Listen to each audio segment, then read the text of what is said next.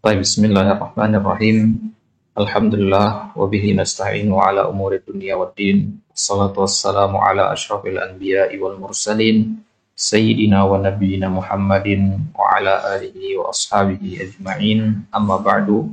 Allahumma fa'na bima 'allamtana wa 'allimna ma yanfa'una wa zidna ilman ya rabbal alamin.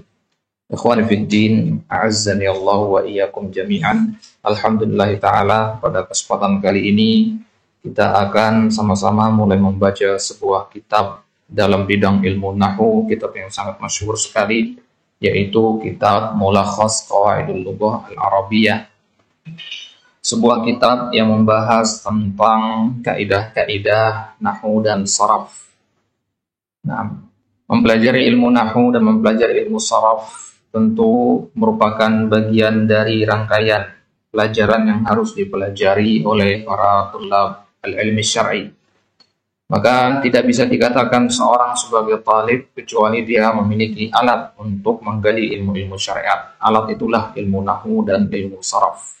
Bahkan para ulama di zaman dahulu mereka mengharuskan murid-murid mereka untuk mempelajari ilmu nahwu dan ilmu saraf sebelum mereka mempelajari ilmu hadis dan ilmu akidah. Misalkan sebagaimana disampaikan oleh Hajib bin Sulaiman, beliau pernah mendengar Waqi' bin Jarrah mengatakan, aku pernah mendatangi A'mash untuk mengambil suatu hadis darinya. Kemudian ketika mengambil hadis tersebut, saya salah membaca beberapa harokat dari hadis tersebut. Nah, kemudian Al-A'mash pun mengatakan kepadaku, engkau telah meninggalkan syai'an aula minal hadis. Engkau telah meninggalkan sesuatu yang lebih utama dari ilmu hadis.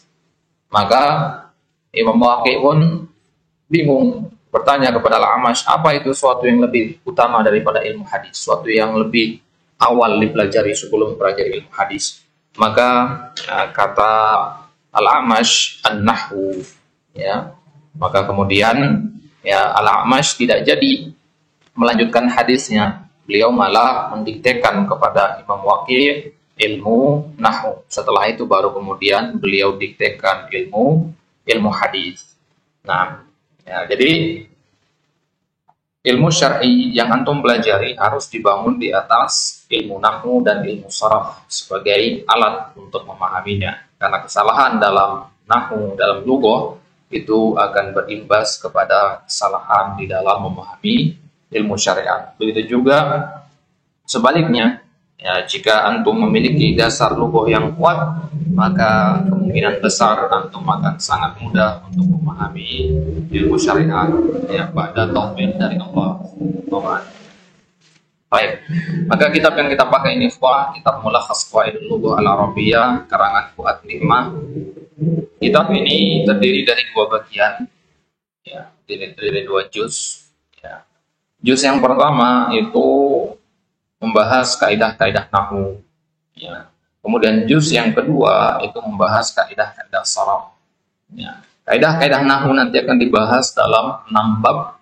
Kemudian kaidah-kaidah saraf akan dibahas di dalam 5 bab.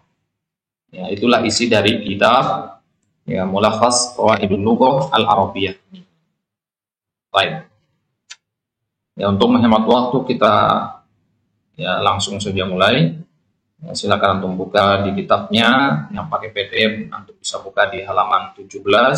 Yang pakai kitab fisik dicetakan beberapa cetakan itu di halaman 37. Nah, sekarang kita ambil muqaddimah dalam beberapa halaman.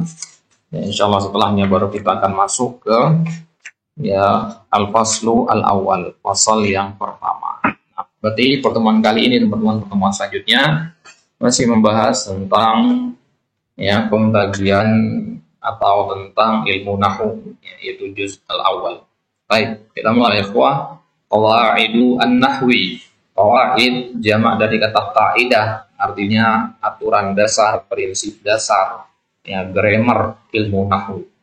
Muqaddimah. Dalam muqaddimah ini penulis akan membawakan tentang aqsamul kalimati al-arabiyyah.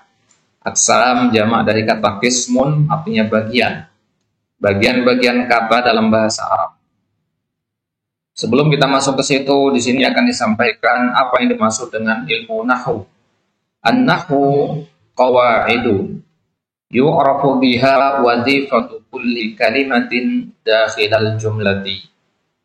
Nahwu adalah kaidah-kaidah yang dengannya kita akan mengenali wazifah, kedudukan dan fungsi kulli kalimah, setiap kata, dakhilal jumlah, di dalam sebuah kalimat.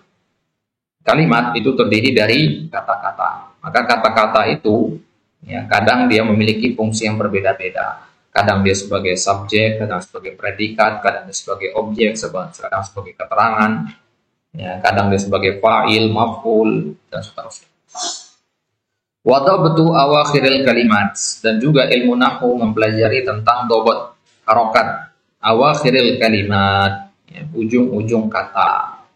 Ya, kalau mempelajari harokat, ya, tengah kata atau awal kata, yaitu tugasnya ilmu sharaf. Nah, kalau ilmu nahwu hanya fokus pada harokat akhir saja. Jadi kalau ada yang bertanya kepada antum ilmu nahwu itu apa? Ya gampang, yang antum katakan ilmu nahwu adalah ilmu yang mempelajari tentang harokat akhir dari suatu kata. Kapan dia dibaca dhamma, fathah, dan ya kasrah atau sukun.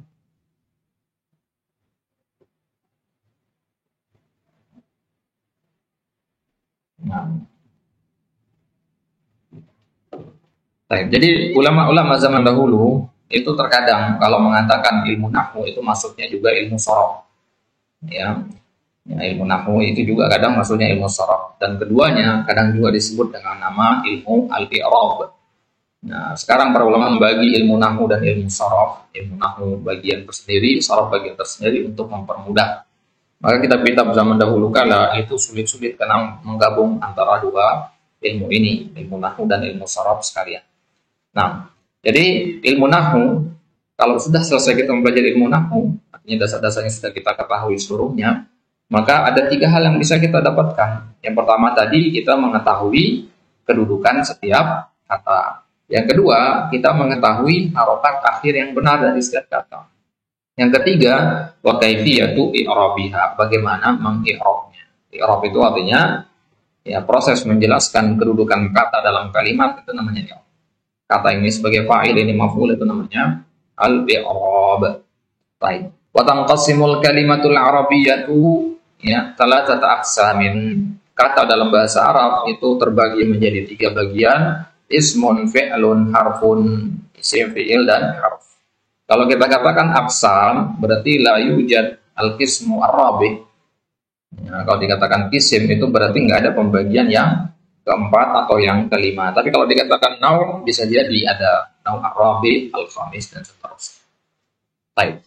Nah, jadi hanya ada 3 ini. Jadi kalau antum baca ayat Al-Quran dari awal Al-Fatihah sampai ya, An-Nas, ya, antum akan dapati di situ kata-kata di dalam Al-Quran itu kalau bukan isim dan fi'il maka dia harf. Kalau bukan harf maka dia isim atau fi'il, begitu. Kita akan keluar dari 3 bagian ini. Nah, adapun isim fi'il, antum yang sudah pernah belajar, antum pernah dengar istilah isim fi'il ya. Isim fi'il itu masuk ke bagian mana? Apakah di bagian yang keempat? Ya, isim fi'il itu masuk ke bagian isim dia. Karena kalau dilihat dari bunyahnya, dari bangunannya, dari bentukannya, dia itu isim meskipun memiliki makna fi'il. Nah, maka dia dinamakan isim fi'il, bukan fi'il isim. Ya, karena dia dari bunyahnya. Nah, nanti insya Allah akan ada pembahasan tersendiri membahas tentang ismul fi'li. Baik, ma huwal ismu ikhwan? Al-ismu definisinya adalah kullu kalimatin tadullu ala insanin au hayawanin au nabatin au jamadin au makanin au ya, apa ini? Ma'anin ya, au ma'anin au sifat ya, au ma'nan mujarradun minaz zaman. Ya. Ini sepertinya salah cetak pula di kitab untuk membuat tulisan. Au jamadin au makanin. Setelah makanin apa? Zaman ya. Nah, ini sepertinya ketika di ini potong bagian sininya ya. Aduh gawat ini. Ini ketika di scan kitabnya kepotong ini semua.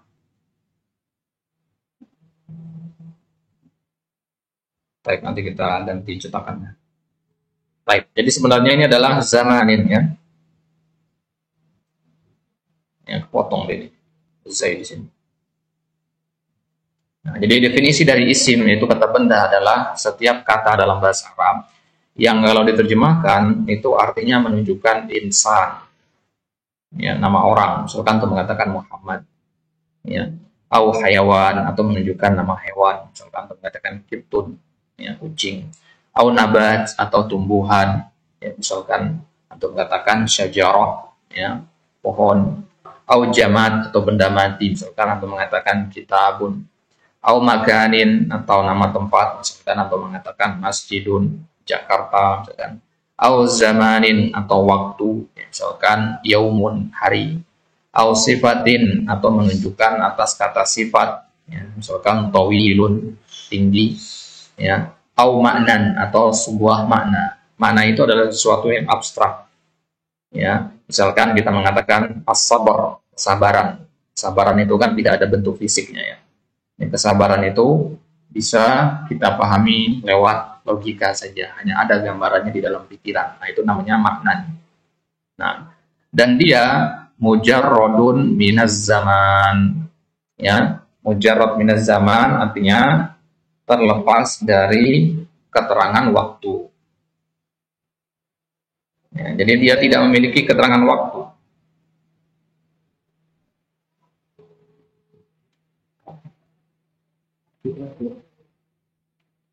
Nah, jadi kalau kata benda itu tidak antum mengambil makna keterangan waktu darinya. Jadi tidak bisa ditambahkan kata telah, akan, atau sedang. Buku, antum nggak bisa mengatakan telah buku. Tapi kalau pergi boleh, telah pergi. Nah, jadi tidak terikat dengan zaman, dengan waktu.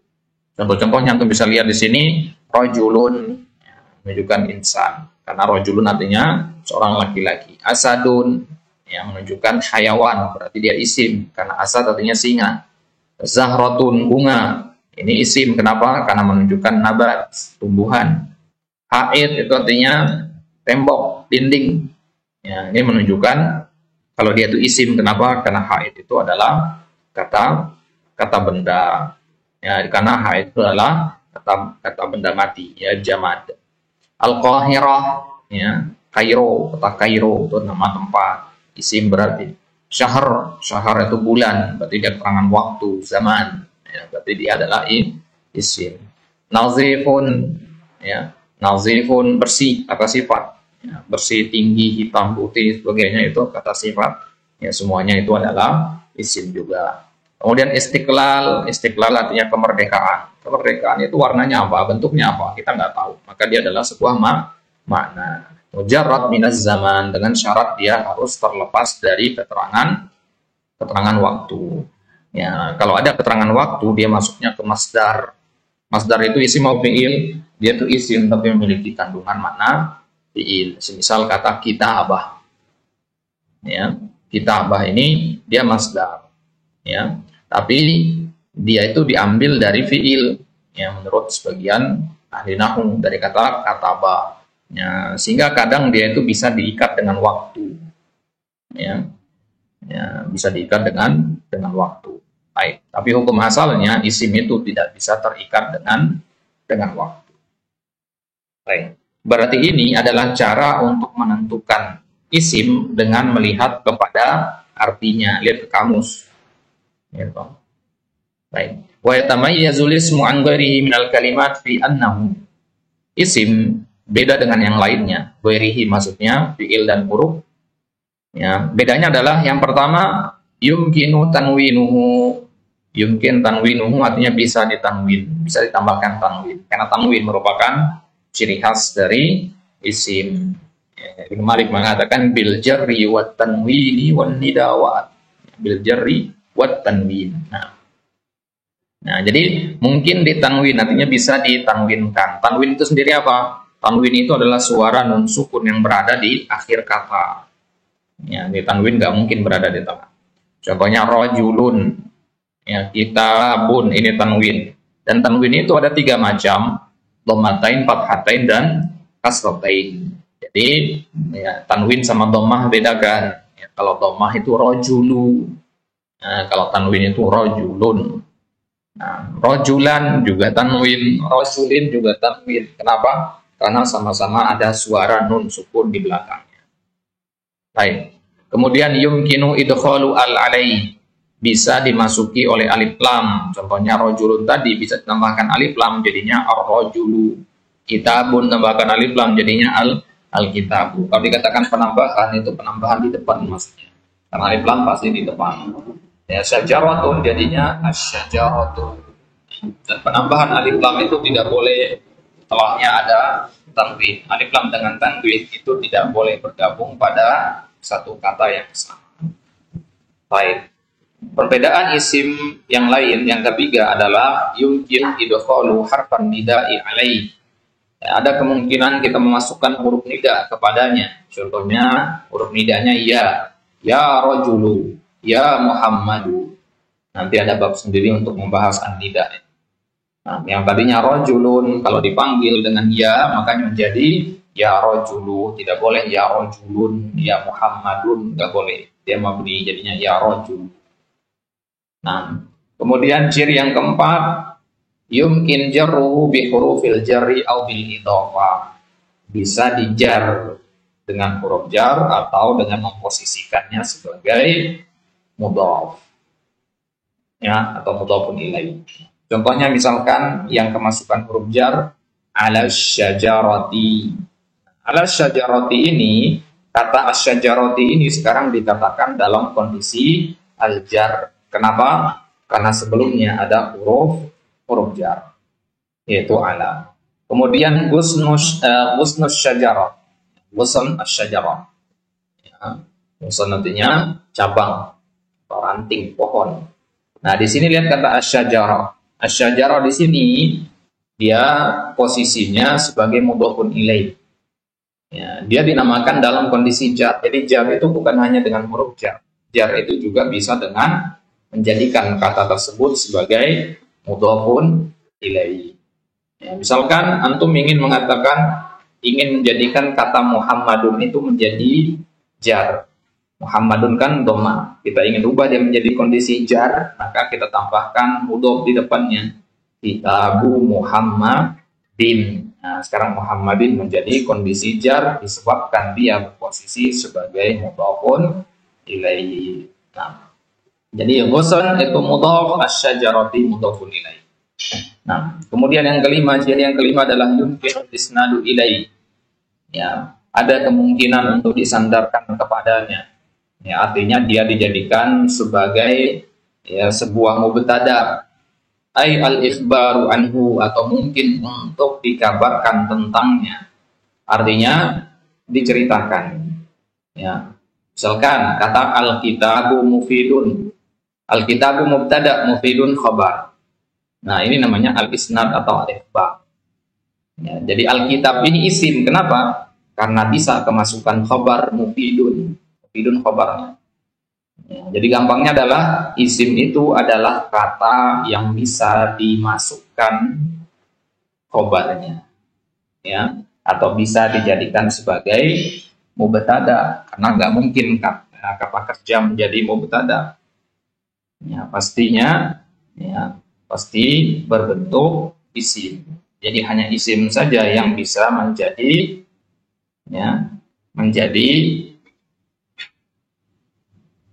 hanya isim saja yang bisa menjadi mubtada. Tapi nggak bisa. Baik. Kemudian dikatakan di sini yakfi an taqbal al-kalimatu alamatan wahidatan atau aksara min hadhil alamat litakuna isman.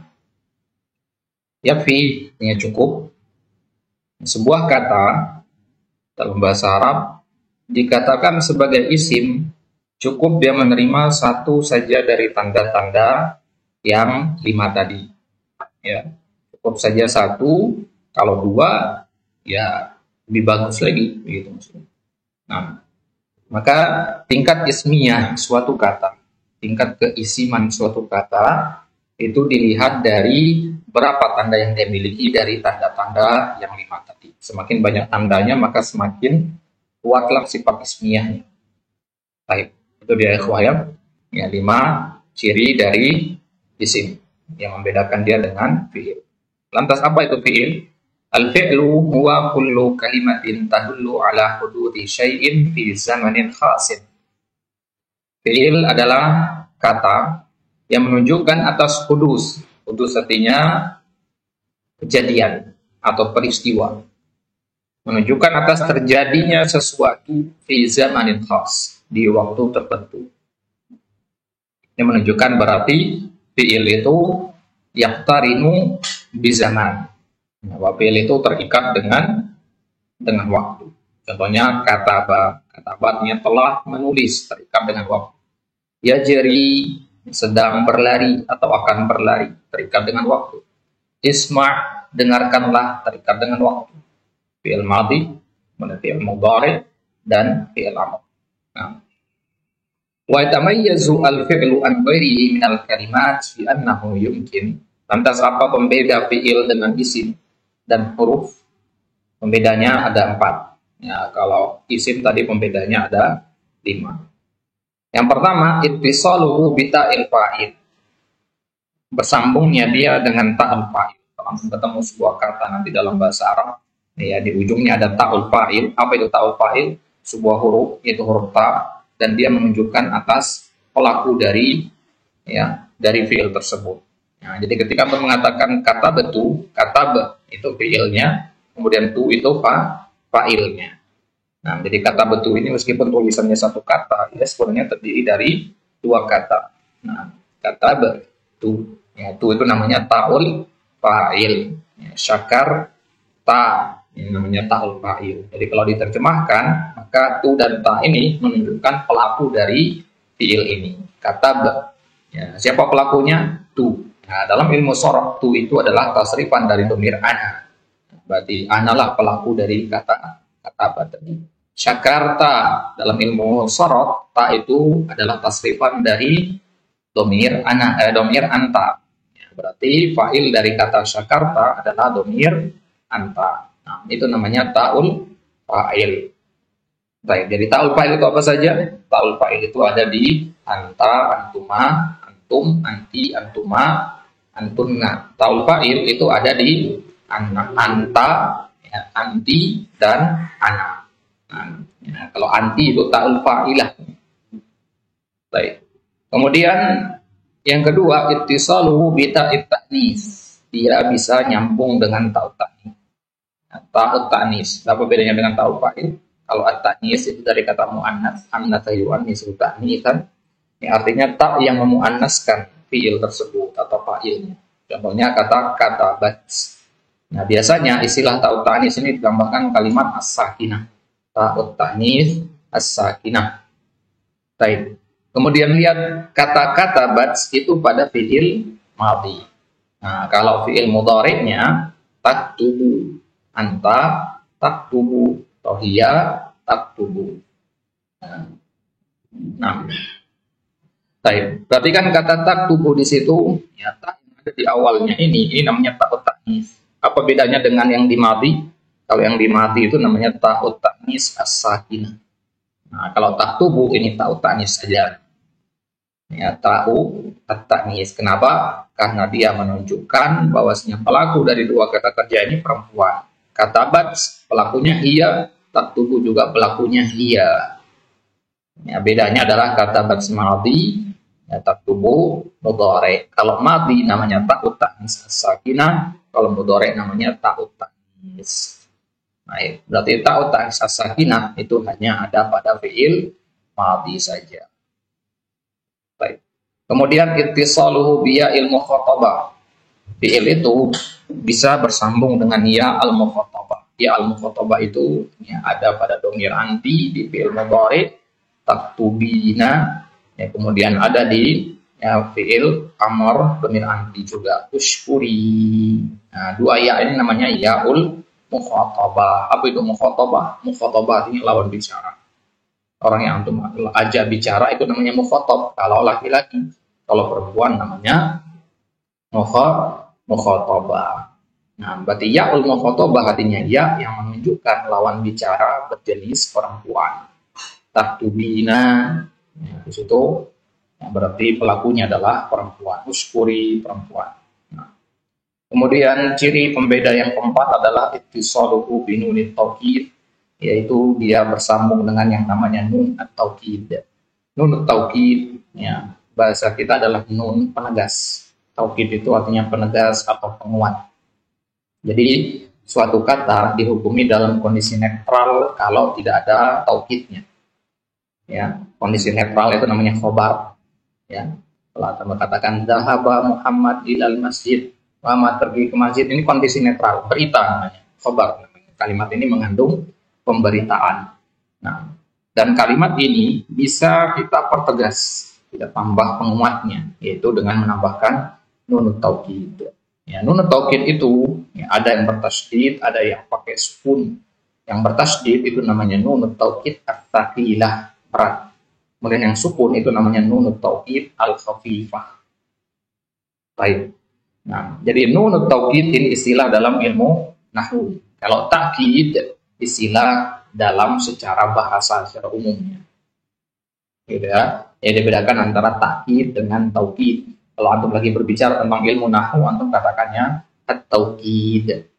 Ya, tapi kalau dalam ilmu balaghah atau ilmu yang lainnya, antum katakan takkid. Baik. Nah, contohnya misalkan layak tubanna, tuskuronna, layak tubanna. Nah, di sini ada nun bertasydid di belakangnya, itulah yang disebut dengan nunut taukid. Nunut taukid as-saqilah. Baik. Kemudian yang ketiga ada namanya al-harf. Isim fi'il harf. Harf itu mufrad. Jamaknya adalah ahruf atau huruf. Ya, ahruf atau huruf. Nah, ahruf itu jam'ul qillahnya, huruf itu jam'u al-kasrah. Baik. Kalau huruf itu dibagi menjadi dua dalam bahasa. Ada namanya huruf mabani dan ada namanya huruf ma'ani. Nah, yang menjadi pembahasan kita dalam ilmu nahwu itu adalah huruf ma'ani. Apa itu huruf ma'ani? Yaitu susunan 1, 2, 3 huruf hijaiyah dan memiliki makna. Ya. Tapi kalau nggak punya makna, misalkan alif, ba, ta, fa, jim, ha, kha, itu namanya huruf mabani.